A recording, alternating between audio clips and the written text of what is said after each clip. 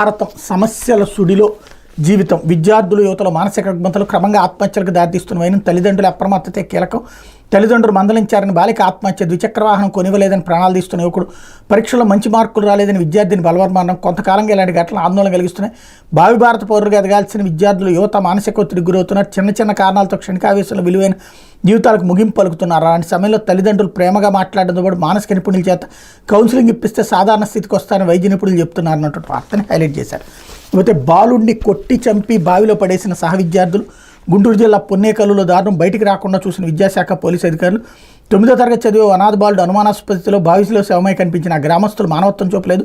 పోలీసులకు విషయం తెలిసినా పట్టించుకోలేదు. గుంటూరు జిల్లా తాడికొండ మండలం పొన్నేకల్లులో గత నెల 24 చోటు చేసుకున్న ఘటన వివరాలు తాజాగా వెలుగులోకి వచ్చాయి. బాలుడు షేక్ సమీర్ స్వగ్రామం గుంటూరు జిల్లా అమరావతి మండలం కర్లపూడి. చిన్నతనంలో తల్లిదండ్రులు చనిపోవడంతో పొన్నేకల్లో నాయనమ్మ మస్తాన్బీ వద్ద ఉంటున్నాడు.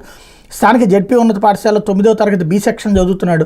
ఆ తరగతికి చెందిన ఏ సెక్షన్ విద్యార్థులు 10 మంది కొద్ది రోజులుగా బాలుడితో గొడవబడి కొట్టి భయపెట్టేసరికి గత నెల 24 పాఠశాలకు వెళ్ళలేదు. ఆ రోజు మధ్యాహ్నం పాఠశాలలో మాక్ డ్రిల్ నిర్వహించారు.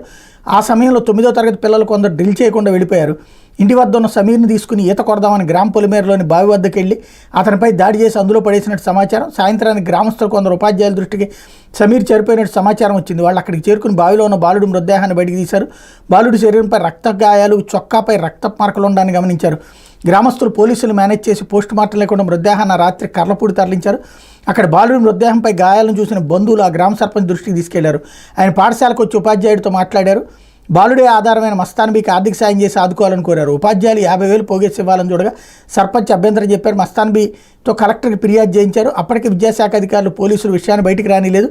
ఈ ఘటనకు పోలీసులు విద్యాశాఖ తేలిగ్గా తీసుకోవడం, కేసు నమోదు చేయకపోవడం పట్ల ఆరోపణలు వినిపిస్తున్నాయి. డిఓ సివి రేణుక వివరణ కోరగా బాలుడి మృతి వాస్తవం, ఈతరాక బావిలో పడి చనిపోయినట్టు నాకు చెప్పారు.